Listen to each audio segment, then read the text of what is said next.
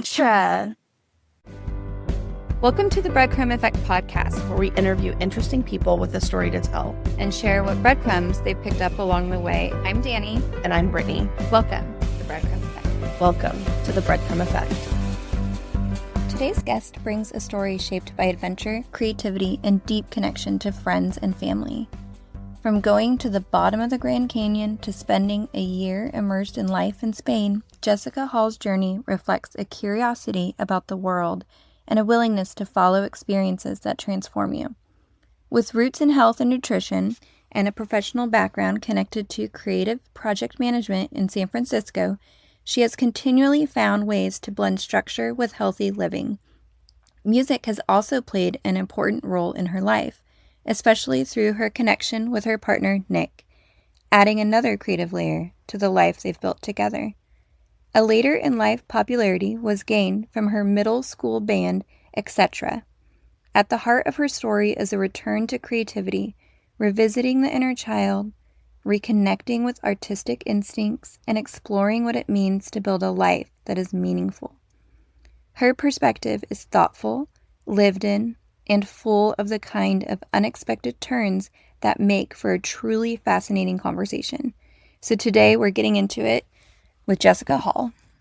Thank you. We are so honored that you're here. You're in Austin for South by Southwest. We came showing up for you. I am in my groupie t-shirt. Thank you, guys. This is awesome. Got you, boo. X-Cetra Summer 2000. Yeah. We want to hear about your band. We want to hear about your documentary, but we have all of your breadcrumbs. We also have on set the X-Cetra shirt, Summer 2000. We've got a Teen People from 1998, chocolate from Y2K, which is don't even ask why. I mean, I'm tempted. Like, do we taste? I was actually going to say, let's fun, but do we want to risk getting sick? Because I don't think this is the week. Good point. Can we announce why you should not have this? I mean, you can sure announce it. If people can't tell, then, I don't know what to say.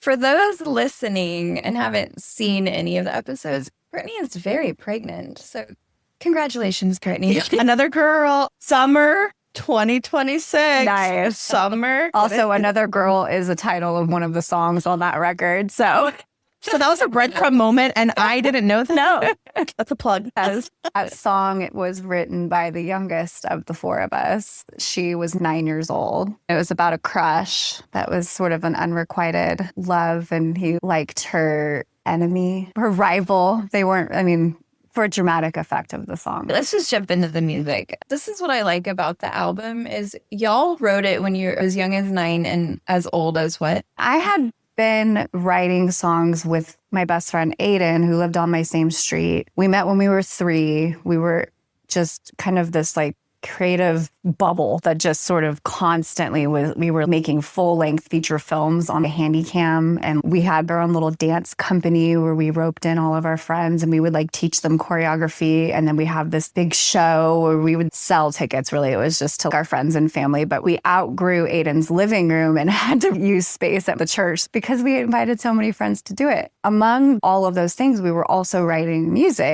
songs, I should say. And then the sisters, Janet and Mary, moved in on the street between us, and Janet was the same age as Aiden and I, and then her little sister is 2 years younger. I don't think that we had ever actually completed a song start to finish, but we had little random ones until they moved in, and they were super on board with all of the stuff we were doing, and were wanted to make movies with us, or I think that they did we called it The Dance. It was very uncreative, but that's what our dance company was called, was The Dance. I love it. You were being creative in all the other ways, so the title, it just needed to be out. We just needed to know what it was. Yeah, it's just The Dance, the music, the movie. You gotta call your next album that. Yeah, the album. Actually, I feel like that's been done. So I guess writing songs from, 8 years old, 9 years old. And then we recorded this. So the story goes, we don't officially know which one of us actually asked Janet and Mary's mom, but she's a self-produced musician. She had a recording studio in their guest room. And we were obsessed with like Spice Girls, Destiny's Child, Fiona Apple. I mean, it was kind of a big spectrum of strong female singers and artists. And we were like, well, we've been writing songs. Like, we should make a record. Let's see if your mom will record us. And she was kind of like, okay, yeah, but we got to do it for real. Like, you got to take it seriously, or I'm not going to like spend my time doing this. And we were like, okay. So she had tracks that she had a friend in Germany. I guess during the 80s and 90s, there was kind of this like underground like tape trading scene for like musicians. And so like somebody would be like, I have tracks or I have vocals and you can use them. I'm not going to use them. And so they would kind of collaborate that way or just kind of gift things to each other. So she had a bunch of these tracks that she was like, I'm not going to use them either. Maybe I can figure out a way to maybe adjust the melodies of your songs to fit these tracks. So we spent the summer of 2000 recording the record. The one that I distinctly remember writing specifically for the record is Summer 2000. The original record was called Stardust because we were preteens. It was Y2K. It was just, I don't know, sparkles and sky and outer space. But there was a song on there called Summer 2000. So then when it got rediscovered 20 plus years later, we decided to name the record Summer 2000 so it was more identifiable. It's like, okay, that is a time capsule. How did you find out that it got discovered? This is still kind of unknown. I'll rewind. We recorded the record. We didn't hear anything until Robin was done with it. Robin is Janet and Mary's mom. The three of us older girls were well into 7th grade at this point. Middle school had started. Self-consciousness starts creeping in. Everything's embarrassing. So we heard the result and we were just like, this doesn't sound like the Spice Girls. What is this weird?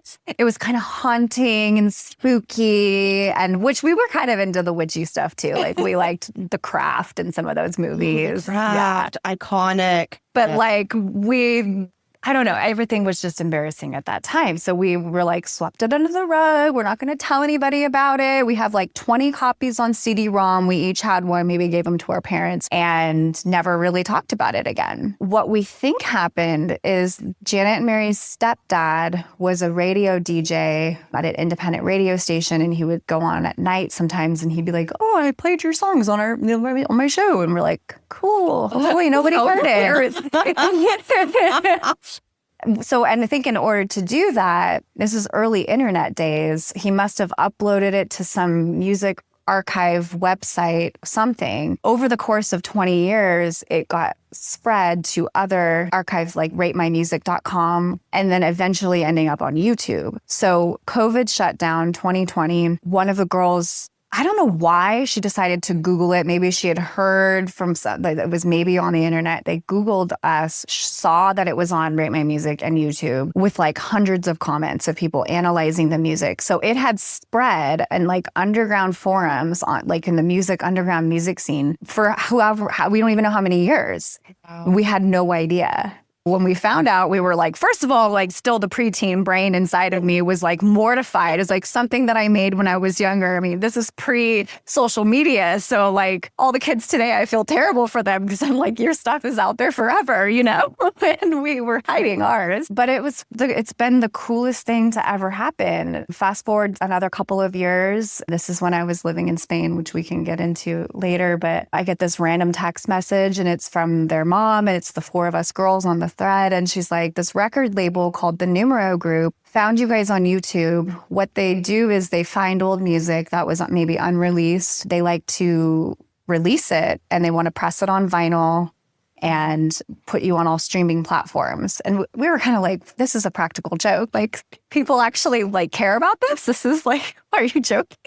So we were like, well, yes, hell yes. Like, we'll do it for sure. And it just became the most fun project to like from working with designers to make the album art that our preteen selves would have dreamed of, you know, with like a rainbow foil on so it's like when you move it, it's kind of iridescent and has kind of like a rainbow glitter. And it's just like, it's been so fun. And it's been a lot more work and a lot more decisions than I think I realized, but like, it's been incredibly fun.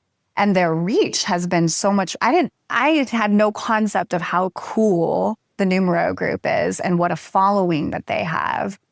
where they have relationships with record stores globally. We created an Instagram account, to kind of drop little breadcrumbs, if you will. This time capsule is going to be unearthed. What is it going to be? And then once it was released, we didn't expect there to be much of we thought it'd be anticlimactic because Numero Group had already put our music on Spotify and Apple Music and all that. So we were like, well, people already had access to be able to listen to it if they wanted to. We started getting tags in like global record stores, like in Japan, or like DJs playing them at like clubs in Japan or in Canada or the UK. It was like shocking that it's still shocking. Like all of this has just been so unreal. To answer your very long-winded way of answering your question, we don't really know. Funny if that's just how you started it and ended it. We're meant to talk, so that was good. I'll end it half that. No, I'm kidding. No, I'm in there. This is an interesting story.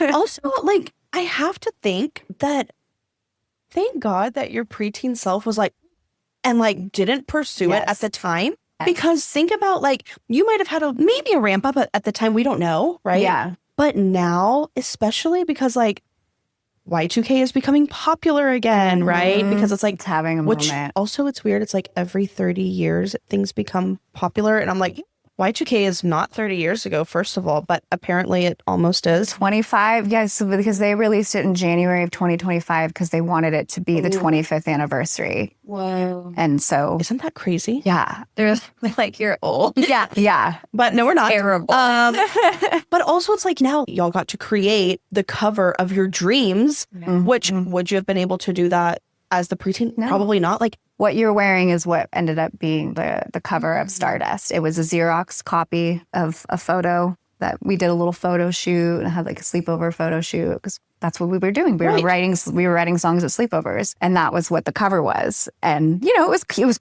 great for what the resources that the parents had at the time, but it wasn't the album cover of our dreams. Right. Right. And now you're able to do all of these things. Now you're all at South by. Been in the Rolling Stones. You got interviewed by BBC. Rolling Stone magazine. That was another shocking thing. Was a journalist who works for Rolling Stone. Her boyfriend likes kind of outsider music. I think follows Numero Group, and so when it was released, he was listening to it, and she writes specifically mainly about pop. And she was like, I listened to it. It's definitely weird, but there is a pop element to what you guys were doing. And so she got really interested in it and reached out to us and wanted to tell our story, which is like... It's a cool story. Phenomenal. Yeah. It's an amazing story. The story is still happening. Right. Like, it just keeps getting more and more weird and interesting. And like, I'm like, I would never have imagined that I would have had an article in Rolling Stone magazine. Right. It's amazing. Well, I think that's the cool thing about breadcrumbs and just kind of, not that y'all were trusting it, but... Okay, so let's just back it up on some breadcrumbs. The fact that y'all ended up on the same street together, like that's a breadcrumb. Yeah. This theme keeps popping up in almost every episode, the creativity as a child. And then you start losing it, like you said, because you become self-conscious. And then you're picking it back up later in life. And then the other theme that is popping up too is how great it is when the parents foster that for the children. Yes. Right. The fact that her mom took the time in a studio. Well, the fact that she had a studio in the first place, that is a breadcrumb moment. Had she not had that, who knows? Would it have been recorded? So many girls at our age, and probably boys too, were doing what we were doing. Yeah. True. It's that perfect time in your life when you can start kind of doing things by yourself, but the self-consciousness and awareness of other people's perception hasn't really happened yet. Like maybe glimmers of it, but you don't really care. You're just creating for the pure joy of it. And so I think that's what people are resonating so much with this record is like, we are not vocalists, and that's very clear. Like there's a lot of imperfection in our voices. We're pitchy, all these things, but it was just free expression of children. And it is really a special point in life that like, it can't be necessarily recreated. However, if you see the documentary, we try. Relatively successfully, though. I feel like once you go through the awkward teen years, you're in your 20s, you're still kind of like trying to fit in, not really knowing who you are yet. And then as I've experienced in like my 30s and now my late 30s, is like you start kind of going back and reverting back to like your true self as who you were as a child. Exactly. And that's been our experience, especially with this X-Cetra kind of literally like knocking me in the face and being like, hi, remember me? Yeah. Remember how you used to love to be creative and how much joy it brought you? Yeah, it's going to come back. Well, and that's the other thing too, is if you're not doing the creative thing that you need to do, it becomes like torturous. Like you have to do it. You have to get it out, and you're feeling this calling. That's the other thing with breadcrumbs, is listening to that voice in your gut. And that's what y'all are doing. You could have said, I have a career, I travel. Aiden has a successful acting career too. Like she wasn't in music, she was acting. And now the breadcrumb of this has been, it gave her the opportunity to direct and produce a film. That's something that she's been wanting to do. Who better to do it with than her original collaborators from childhood? She's blending it all. She could have also easily said, I'm an actress, I have a career, I don't have time for this. But there's something there was something calling us for sure. And Janet is a mom of 3 young boys, and she has a career in finance and, you know, married. And, you know, we all live in different parts of the country. Her younger sister lives in Boston, and like I'm in San Francisco, Aiden's in LA. Like we're literally all over the US, and it just was calling us. And we get so much joy being back together. Like there's this like magic, as we keep referring to it. That's the same magic we have. Yes. Yeah, I hear it. Because you're creating something with someone. Yeah. So like whenever you're able to express yourself and be creative with that person, it's like an energy. Yeah. It's an energy that you want more and more because you're doing the thing that you're meant to be doing. Things that kind of get you up in the morning when you're on the right path. Nothing makes me more excited to get up in the morning if I know I have a call with the girls or there's something that we're going to do.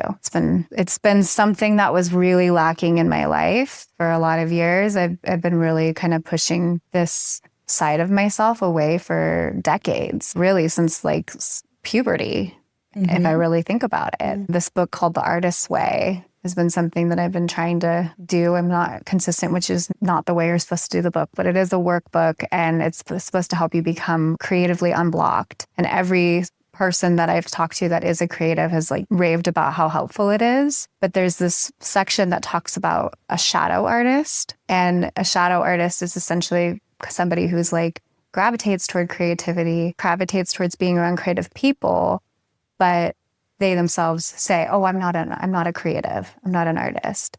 And I was like, I feel called out. Like that has been me for decades. I'm drawn to creative people. I love music. I love, film. I can almost consider going to film school when I was graduating high school, and decided to go take a more like logical path, a more steady path, which I think ultimately was a good thing. I feel like I'm, probably more well-rounded because I was, did that. But yeah, I was like, oh, I am a shadow artist for sure. Let's get her out of the shadows. You were absorbing. You were observing, and you're absorbing, and now you're applying. Right. Okay. So you're staying at our house right now. You just randomly wrote a song with my daughter, and it was so cool. Beautiful. It was awesome. Magic. I feel like I just think kids in general are creative. They are.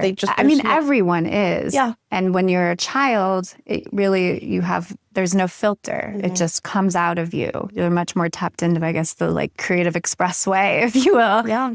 And having parents that recognize it and foster it makes all the difference in the world. Yeah. It's so important. You used etc. as a verb, an adjective. What was the word? X-Cetrify. That was the verb. So, share what X-Cetrify means. Oh, wait. What's really funny about this is I was literally about to ask, how did you get this name? And so maybe you can kind of tell me that and tell me the backstory of the name. I don't remember. I think Aiden has a memory of, I'm sure it was her. But like, I don't know, doesn't feel very like Y2K, like the X. Yeah. Like X-Cetra. Like, and it was it's not etc. It's X-Cetra. That sounds very so 2000s. Yes. Sure. So I think we were just jotting things down and kind of coming up with ideas. I think it stemmed obviously from the word etc. Can you spell it for people? X-Cetra dash and then CETRA. X-Cetra. X-Cetra. That's why I'm going to start saying it now. You can't not. Like, what's like the shoulder. I know, you got to pop it out, you know? Ben and extra. I love it. Okay, what does X-Cetrify mean? So it was in the context of, so as all of this has happened, and Aiden was like, I should be documenting this. This is so insane. We need to document this, and I'll make a movie out of it. We were like, let's have a reunion. We haven't seen each other. We haven't all four been in the same room, maybe like 15 years. But we stopped hanging out as much, and we go into a little bit more of that in the documentary. And then we all scattered for college, and we're long distance friends. So we were like, let's have a reunion. Maybe let's try to create again. Let's like see what can happen if we all get in the same room. So we wrote a song with their mom and recorded it. And then we had a second reunion when we had the album release party. And in that time, we also wrote and recorded another song, this time with other professionals, not just like our family unit. We thought it would be intimidating. It wasn't. We basically just invited them to our sleepover, and it was so fun. We had this song, and then the first kind of time hearing it, it was very like rock forward. And we were like, it's great. It's kind of grungy, but we need to make this more weird. We need to X-Cetrify this. Yes. So I guess when we say X-Cetrify, we mean make it weird, make it odd. It shouldn't feel perfect. It shouldn't feel polished, because the original album was none of those things. And none of us are perfect or polished. Yeah. Wait, actually, can I tell you a funny story? Yes. I want to say, but actually, this is not even there too. It's not even a good story, actually. So I went to the doctor yesterday, and they're taking my blood pressure, as they always do. It's so annoying. And he was like, 121/80. Now, I know 120/80 is good. There's like best, right? But I was like, that's good, right? And he was like, yeah, it's near perfect.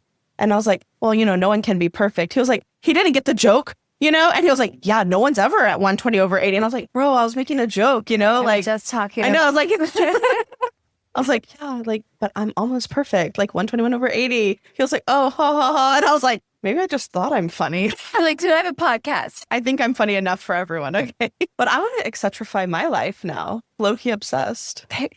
I am too. As you should be. Passionate about the work that you're doing. Yeah, it's just been lighting up my life for the last couple of years. It's been so fun. So I can't wait to see, what else we do with it, and maybe nothing. But every time I think the wave is over, something else comes up. Like the fact that the documentary got accepted and it's going to premiere at South by Southwest is incredible. Mm-hmm. Such a big deal. I'm so proud of her. It has been a labor of love, and it's her first time directing and producing something, and it made it into a major film festival. It's amazing. It's a testament to her magic, but also the X-Cetra magic. And I think how it was great. Their acceptance letter basically said, it's crazy how hyper specific this story is, and yet incredibly relatable. Because I think what we were doing, again, was not unusual. This is what kids do. Mm-hmm. And we weren't exceptional. This is what everyone can be, whatever they want to be. And I think that's why it's resonating. I've had people tell me, write songs, or we would record them on the tape recorder, or we used to make movies or music videos or whatever. And I'm like, yeah, I think this is just a really common experience, especially for millennial girls. Yes. Mm-hmm. We all did it. We did. Everyone did it. It's funny. Me and my cousin, I'm not a singer, okay? Because if I could sing, I would be perfect. Just kidding. But I could dance, okay? I could dance my ass off. But me and my cousin, we made up a song called Guardian Angel. It was actually about a teacher that she had lost due to toxic shock syndrome. No. I thought that didn't exist. And it really freaked me out for a while, by the way. Wow. Because we were I don't know, 9, 10, around that age. Oh, yeah. So we wrote a song called Guardian Angel. I mean, it's literally 3 8 counts, so it's not a true song, right? I mean, that's how most of our songs started. Which is great. Yeah. Which is what, as a preteen or teenager or kid, that's what you should be doing. Yeah. And so our joke, even to this day, is we have to tell you about something we've been loving lately. It fits our whole breadcrumb philosophy perfectly. It's called the Feel Good Workbook, and it was created by Dr. Kell, who you might remember from our manifesting episode. You know how she talks about following the universe's breadcrumbs? This workbook is basically that, but on paper. with actual tools you can use in real life. The idea behind it is honestly so simple, but so powerful. It teaches you how to use your human guidance system, which is basically your built-in compass for life. Think of it like the game Hot and Cold. When something feels good, you're moving in the right direction. When something feels heavy or off, that's your signal that you're getting colder and maybe taking a step away from what you actually want. What we love about this workbook is that it shows you how to read those emotional signals in real time and then shift back to feeling good fast. Not ignore your feelings, not push through, just gently course correct so you stay aligned with where you're meant to go. Because here's the thing, the key to health, healing, and honestly creating a life you love is feeling good. And when you feel good, you're aligned, you're magnetic, you're following the breadcrumbs. And when you don't, this workbook helps you figure out why and what to do next. And the best part is our listeners get 10% off the Feel Good workbook. Just use the code breadcrumbs10 at checkout. Feel free to go to the link in our show notes, or you can go to Linktree/Dr. Kelly, that's Dr. Kelley. So if you're trying to live more intentionally, more aligned, and actually enjoy the path you're on, this is such a good place to start.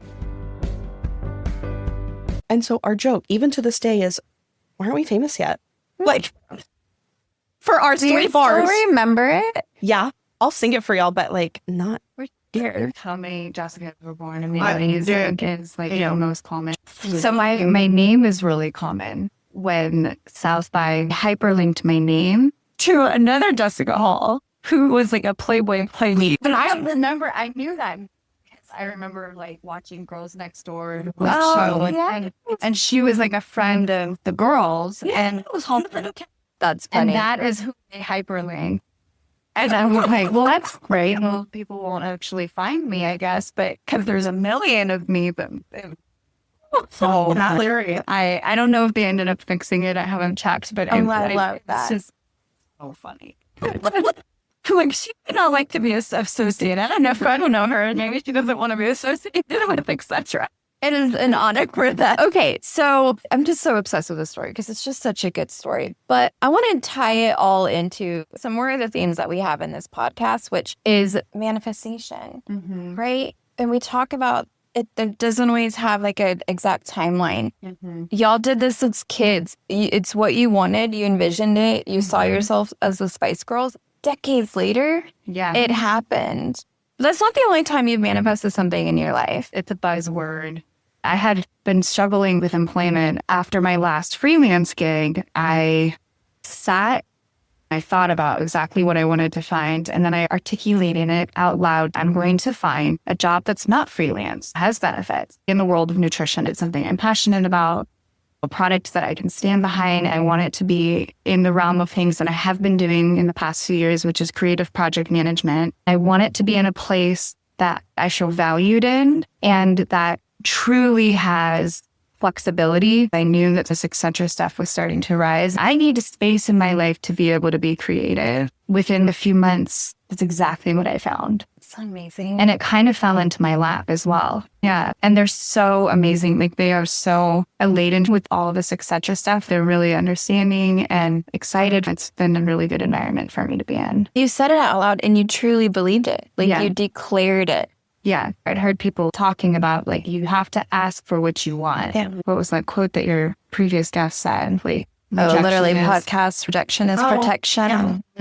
Yeah. And that can be really true. It can feel really disappointing in the moment or whatever. But you got to ask. Didn't you manifest something else too? For the documentary. And I found all these letters when I was in an emotional state, like, write a letter to myself. And this one was around the time that I was breaking up with a really long time partner, and it was a very toxic relationship. I was in it when I was way too young. It went on for way too long. And I was finally kind of like getting out of it. But it was like this letter where I was envisioning, describing how I wanted to travel, meet a man that respected me and I respected him. It was really cool to read. And it was like something I had completely forgotten about. And then reading it, I was like, I literally described Nick. Like, I described the kind of relationship I wanted. I've been crippled by fear, doing things that felt scary, like going and traveling. Here I am, I met Nick, and that's like what he had spent his life in his 20s and 30s doing, was like traveling the world. And it was something he was really passionate about. We've done that together. And now we've done it a lot together. We went and moved to Spain. That was kind of an aha moment for me that I had actually asked for him. Yeah. That's really cool. First of all, thanks to your mom for keeping everything. Yay for hoarders. I feel like, how could I hoard without the clutter? She puts up as decoration for Thanksgiving every year. Like, it's like one of those paper plates where you glue to create a turkey. Is it growing stuff like that chocolate fuzzy turkey now? Is it pristine? Which is also concerning. Putting something out there into the world, and then your subconscious mind Looks for it. Yeah. And so if we continuously put out what we want, we have to actually feel that it could come true. How can you possibly move toward a feeling or what feels good if you don't attach a feeling to what you want? So you mentioned this job, that not calling it manifestation, but that, absolutely what happened is manifested it.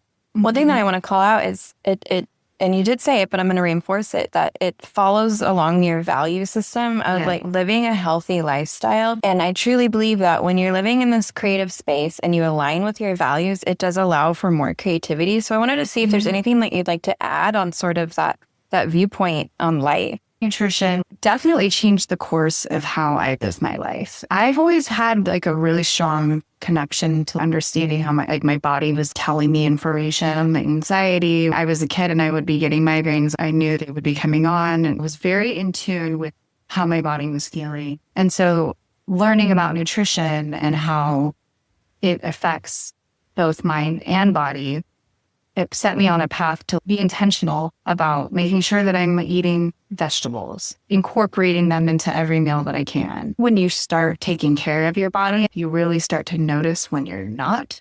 If I don't take care of myself, I feel really awful. And if I feel really awful, I cannot be creative. I cannot function or do anything. It's fuel for your body. And then the other thing that I wanted to ask, especially with these travels, is knowing that you've traveled the world and you've had these amazing experiences and been to really cool places, how has that impacted how you show up in your life, whether it be your decision making or your outlook on life? Like, how has that impacted you? Empathy for the people. Like, this was a choice for me to go do something fun, and I knew I could come home. I knew I could come back to the safety of going somewhere, and I do not speak Spanish. Turns out they speak a lot faster in Spain.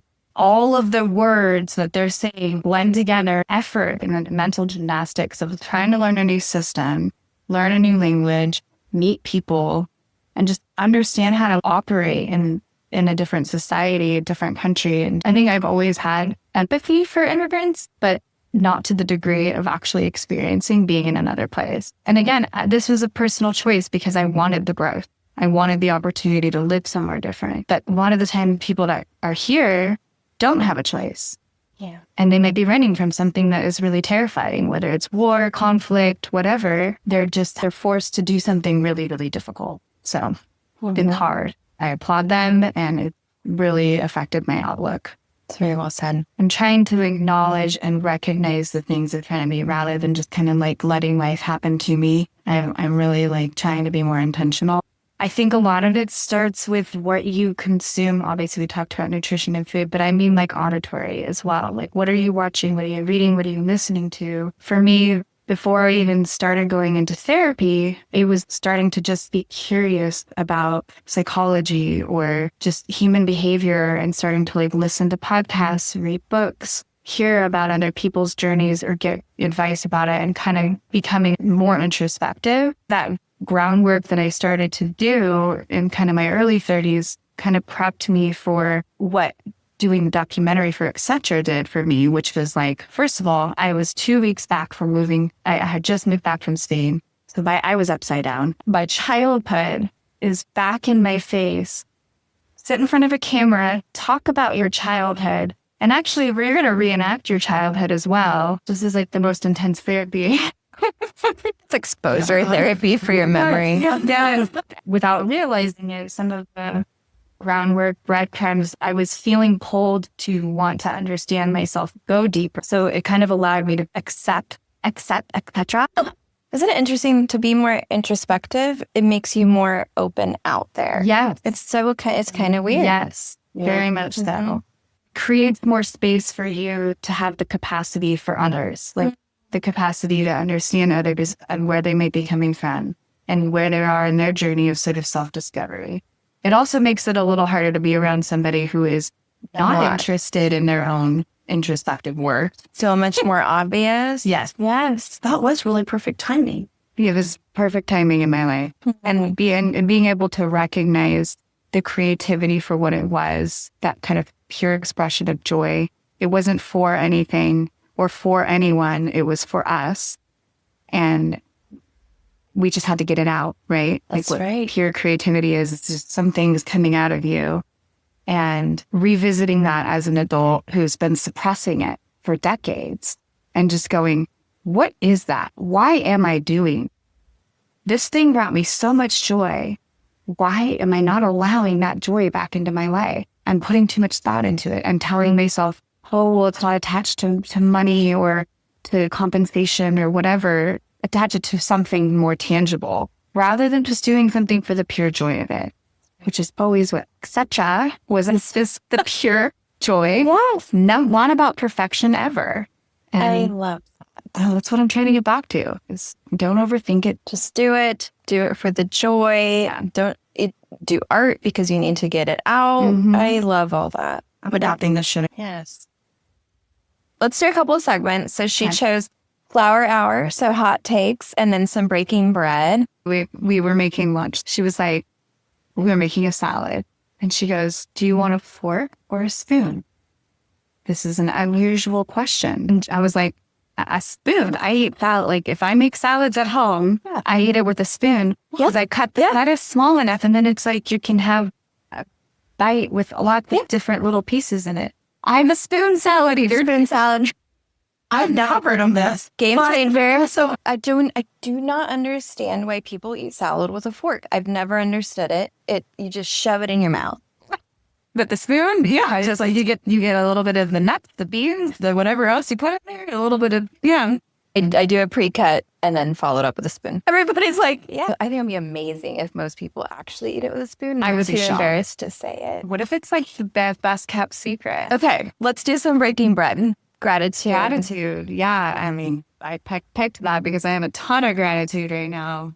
The fact that I made something so long ago, didn't think about it for a long time. And it's like the universe, God, whatever you want to call it, threw it back in my face and was like, hey, you need to look at this. You need to remember this part of you, this huge part of you that lit you up, brought you joy. I'm going to go ahead and spoon feed it back to you, spoon. I feel incredibly grateful. I'm really grateful for the timing in my life that this happened. I'm glad that I got to live my life, become an adult, accept this for what it is, and like really find the joy in it and not feel overwhelmed or stressed out by what could this be or what could it mean? Like I feel settled in my career outside of it. So it's like, I don't know. So I just feel I feel really grateful that there are people out there that appreciate it and appreciate children's art, little girls' art. And they took it seriously, just like their mom, Robin, took us seriously.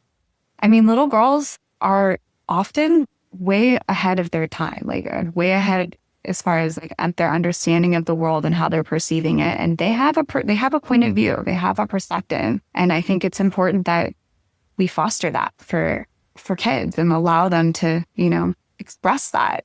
So that's what I'm grateful for. And I'm grateful that you guys asked me. This is so fun. Thank you for coming on. This was really cool. That's going to make me cry. I hope that it inspires little girls to keep doing their art.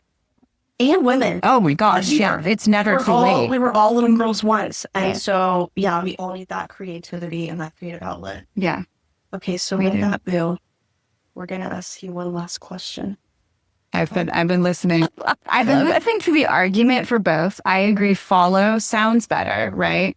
But I think the intentionality of find makes more sense for this. So I'm going to say find. You said it earlier. Did I look at you while I did it? Because that was intentional. Oh, you're good like that. All right, friends. So go out into your week and find your breadcrumbs and X-Cetra. Love this. It's so good. We may cuss. We may offend. Maybe don't listen to this with your kids in the car. We're here to learn and laugh, not to offend. We are not experts. So take what resonates and professional advice where needed. Thanks for hanging out with us today. If you've loved today's conversation, subscribe so you don't miss future episodes. Continue picking up the breadcrumbs by leaving us a review and sharing. Follow us on socials. We are at Instagram at The Breadcrumb Effect, TikTok at The Breadcrumb Effect Pod, and YouTube at The Breadcrumb Effect. Let us know your favorite episode or what you'd like to see. Want to be a guest or know someone with a story? Fill out our guest interest form linked in our bios. Finally, let us know if you found the hidden loaf. Until next time, keep picking up those breadcrumbs. They're leading you exactly where you're meant to be. We just made up a new dish. Go buy a bag of rocks. I like it. I'm here for it. I got a new go fuck yourself. Yeah. What is it? Oh, it's Kick Rocks. Kick rocks. That's what it is. Okay. But buy a bag of buy a bag of rocks. Buy a bag of rocks is actually more insulting because Kick Rocks, like anyone can kick a rock, but you're telling them to go buy one?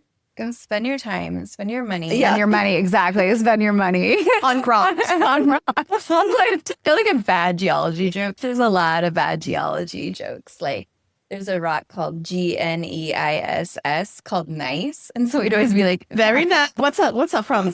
It's Borat. Borat. Yeah. Very nice. Dude, Borat. That was a good one. Quite quotable. Cringy to rewatch. Oh, actually, I mean, it was always meant to be cringy, but Yeah. it's like, especially so now. I haven't seen it, I think, since it came out. So, like, I can't even imagine. Yeah. Wait, and isn't Isla Fisher married to him in real life? Mm-hmm. Oh, are they still? Oh, I have no idea. I think so. Don't ask me about anything pop culture unless it's Housewives because I will not know. Do you watch Housewives? No, I don't. Okay. But I have other She's like reality. Andy's I have other reality guilty pleasures. Oh, like what? Yeah, I mean Bachelor. Although I think I'm kind of over it at this point. I've been trying to give it a good old college try, and it's just I'm like the formula. I'm done with it. I liked Paradise, but then they changed the format again to try to be more like Love Island-esque, and I'm like, you should keep what you had. Like, don't change. Don't try to be something you're not. Have you watched Love Island? Yes. Do you like it? I do like it. But I Okay. haven't been able, I guess because of whatever subscription I have, like I'm not able to watch the US one when it's happening. But I've watched like Love Island Australia or Love Island UK, which I love. They're great. Man, I haven't seen those. I only watched the US ones when Ariana Madix, she became the host. She was on Vanderpump Rules. Oh. And so I only watched it for that. She was hardly ever on it, so I don't know what I was thinking. And then I was like, why am I watching this? But once you start, you can't stop, which Yeah. is the problem. Yeah. So, They really have their formula down. yeah. That's a theme that comes up a lot on the podcast too, is a formula. Formula is just, Mhm. Yeah. and it works. And honestly, I've thought about this a lot. I think it's because of the way our brains are structured. And I read somewhere because of the way our brains take in stories. Way back when we used to pass on stories, they would form like a certain structure. And so now it's just in modern day reality TV. And I think there's some sort of comfort in the predictability. Like when you watch a rom-com, you know that they're going to end up together. There's going to be some sort of riff as the climax of the film where somebody finds out something about that they're hiding or whatever, and that they'll eventually end up together. We know that this is going to be the plot, but yet it's so satisfying. You Yeah. still want to you still want to watch it. You still want to know what happens, even though you already know. That's why I will literally watch, I'm not even kidding, like 20 Hallmark movies every freaking December. Yeah. They're all the Christmas same. Yeah. But I don't Great. care. Yeah. But you know what I think it is? I think it goes back to like neuroscience. We are meant to recognize patterns. Mm. And we like patterns. Our brain actually wants to be lazy. Mm-hmm. And so we like the pattern of whatever it is. Yeah. Well, like in music is patterns. And, you know, most music follows like, have you guys seen that? I think it's like a comedy trio where they're like certain pop songs are all like done in the same, like they're the same notes or something like that. And so like they start playing it and then he like sings like a bunch of pop songs all in a row, but it's like all part of the same song. And you're like, what? I think that guy's done it. Somebody else has done that for country music, where like the argument is like all country music's the same. And so he strings them together, and you see just all the different sound waves. And It's the same. yeah, Which, patterns. I mean, I'm here for it. I still like it. Yeah, I was like, wow, that was a good song. No, I know. Yeah. I'm just reading emails. Go for it. It's called Show Notes. I don't know if you've heard said that. You're like, never look at the show notes. It's like, what's a show note? Well, I can see the way pants. That. I don't hate you. That's your journey. You just don't poop very well. Turns out everybody poops. Find your breadcrumbs and etc. Oh, shoot. Touch the mic.